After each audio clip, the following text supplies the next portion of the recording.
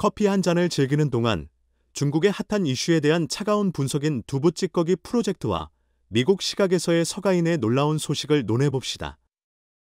지난주 블룸버그는 중국 부동산 대형 기업 중 국채 위기에 허덕이고 있는 항대그룹의 주인인 서가인 이 중국 당국에 체포되었다고 보도했습니다. 한때 벨트 형제로 불리며 중국 최고의 부자였던 그가 드디어 중국 공산당의 손에 떨어졌습니다.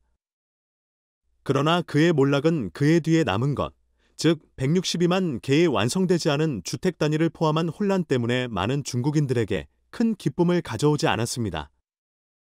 고속 번역에서는 현금 돈이 1.6200만 개의 완성되지 않은 주택 단위를 포함한 혼란에 많은 중국 가정들을 파산 상태로 내몰았다고 나와 있습니다.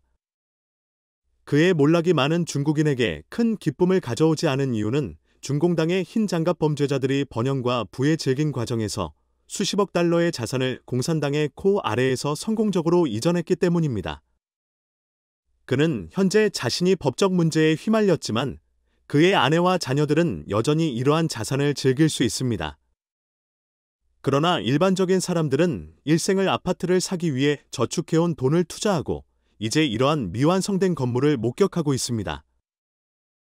그들의 감정은 절망적이라고만 설명할 수 있습니다.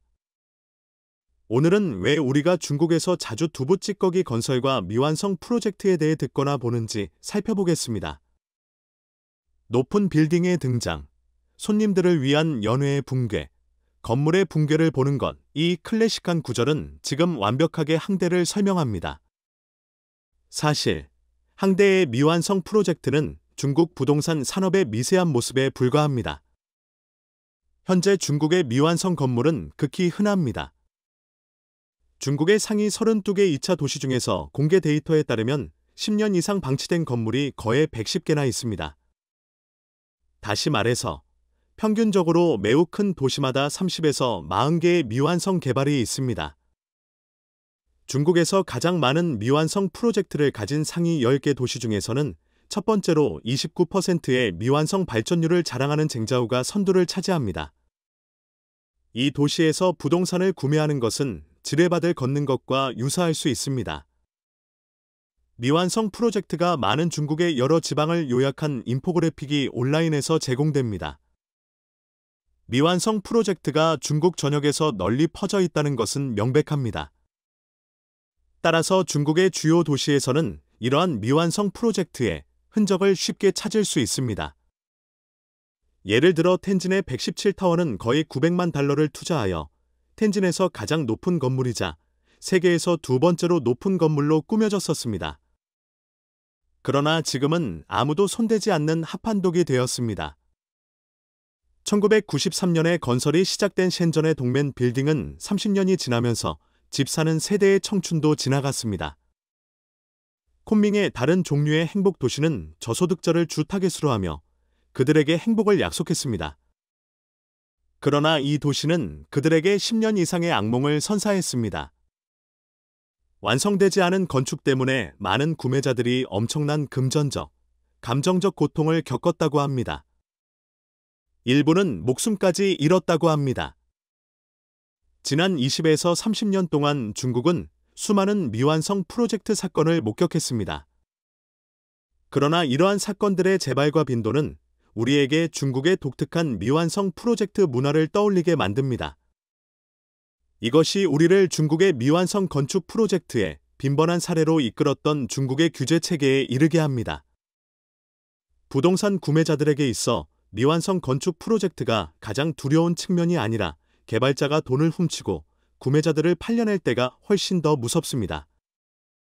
중국의 일부 지역에서는 부동산 구매자들이 지불한 예치금이 시, 도 주택 및 건설 부서의 관할하에 있는 은행에 의해 감독되어야 한다고 규정되어 있습니다.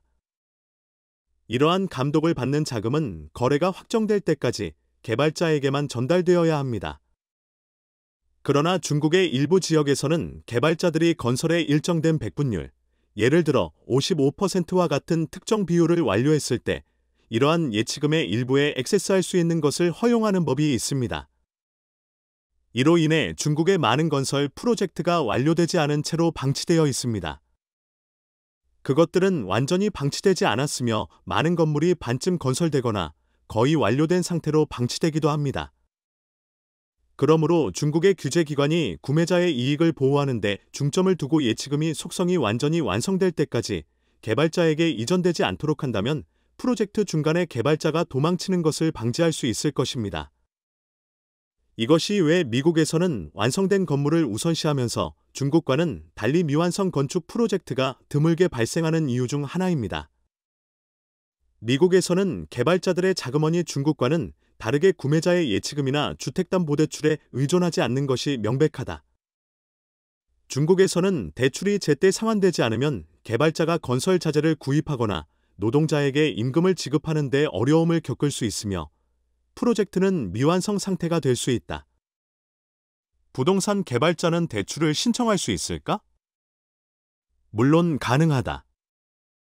개발자 자금이 부족한 경우 은행에서 대출을 신청할 수 있으며 구매자의 예치금이나 주택담보대출에 의존하지 않는다. 이렇게 하면 개발자가 재정적 어려움이나 미완성 프로젝트의 위험에 직면할 경우 구매자의 이익이 보호된다. 예치금은 제3자 계좌에 보관되므로 안전하다. 개발자와 은행 간에 남아있는 재정 분쟁은 해결될 수 있으며 구매자는 이탈할 수 있다. 이것은 중국의 상황과 다르다. 중국에서는 개발자들이 다양한 형태의 레버리지에 크게 의존하고 있다. 은행에서 돈을 빌리고 구매자로부터 예치금을 받아들이며 공급업체로부터 돈을 빌리고 심지어 금융상품을 사용한다. 이러한 과도한 레버리지는 부동산 시장에서 리스크를 증가시켰다. 이제 미국으로 넘어가면 부동산 대부호도 있지만 그들이 동일한 방식으로 레버리지를 활용하여 이익을 얻을 수 있을까? 그렇다고 해서 그들이 할 수 없는 것은 아니지만 꽤 어렵다. 우리가 중국의 부동산 데모인 쉬치아인에 대해 이야기해보자.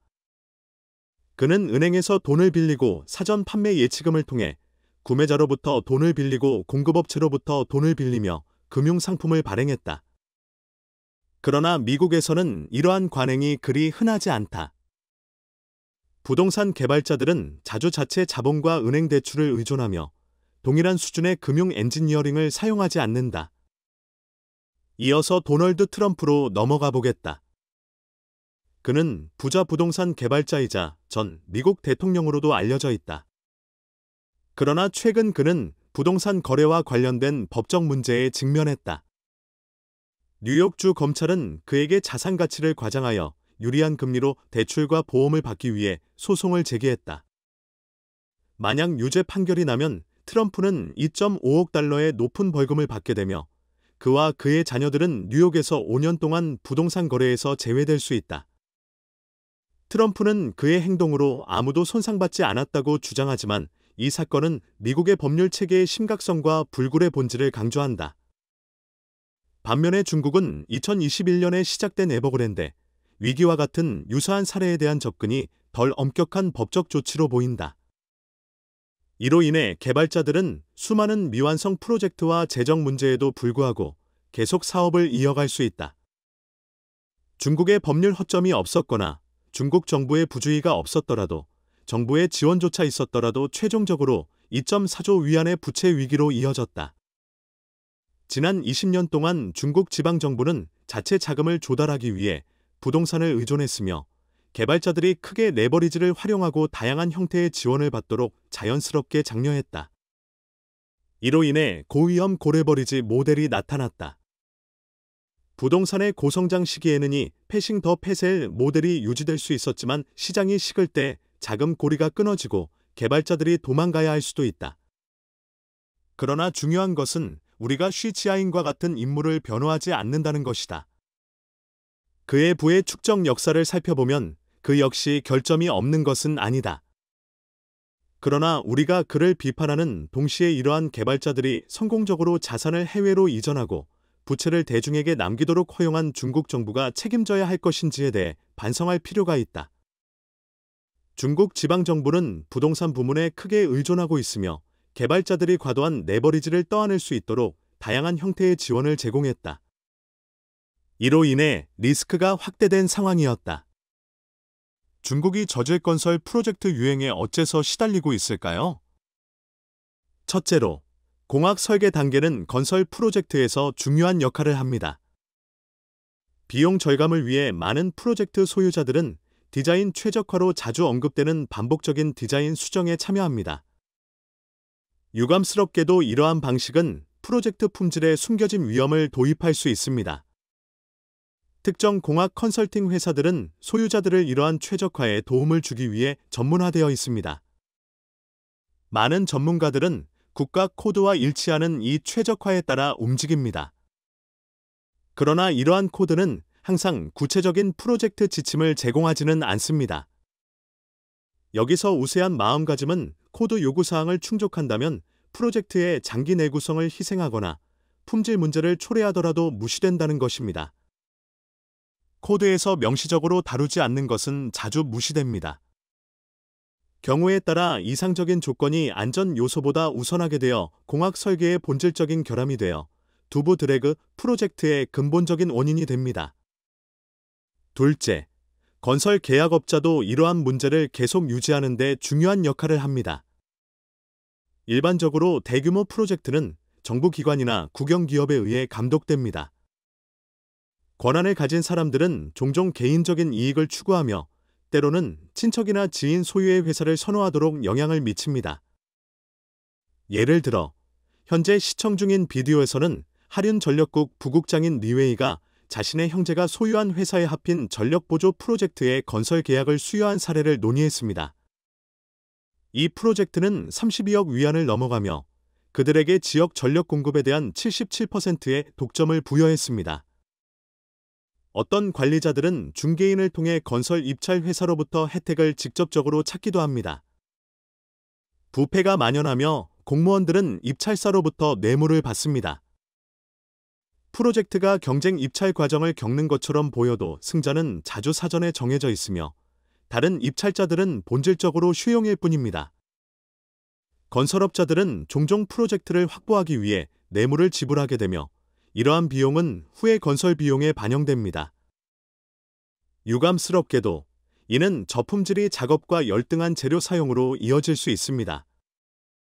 셋째, 건설의 조직은 또 다른 중대한 도전을 제기합니다. 입찰 과정 이후 프로젝트는 자주 다양한 수준의 하청업자들 사이에서 세분화되어 실제 건설 회사가 이익을 창출하기 어렵게 만듭니다. 이러한 관행의 대가로 이주 노동자들이 부담을 느끼게 됩니다. 임금 공제가 흔히 있습니다. 이러한 시스템은 과도한 건설 속도를 촉진합니다. 일부 프로젝트는 종종 프로젝트 리더에 의해 결정되는 타임라인 때문에 설계 또는 건설 규정을 준수하지 못합니다.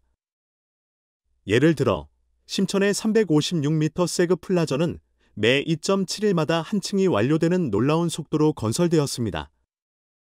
이 신속한 속도는 1999년 10월에 예정보다 7개월 일찍 중국 50주년 기념일을 위해 완공된 결과를 가져왔습니다. 건설 품질을 보장하기 위해 감독 공학회사를 고용하는 것은 관행적입니다. 그러나 중국에서는 이러한 엔지니어들이 종종 프로젝트 소유자로부터 압박을 받고 건설업자의 영향을 받는 경우가 흔합니다. 그들은 개인적 이익을 우선시하며 그들의 의견은 적은 중요성을 가지며 건설업자들은 감독이 아니라 프로젝트 소유자의 지시를 따라야 합니다. 마지막으로 프로젝트 승인 과정은 종종 프로젝트 소유자와 전문가의 이익을 품질 보증보다 우선시합니다. 결과적으로 뚜렷한 결함이나 구조적 붕괴가 없는 한 작은 문제라도 승인됩니다. 요약하면 미국의 로비 활동은 투명성과 책임성을 유지하기 위한 규정에 따라 이루어집니다. 남용 사례가 있을 수 있지만 이는 각종 이해관계가 입법자에게 들어갈 수 있는 수단으로 작용합니다.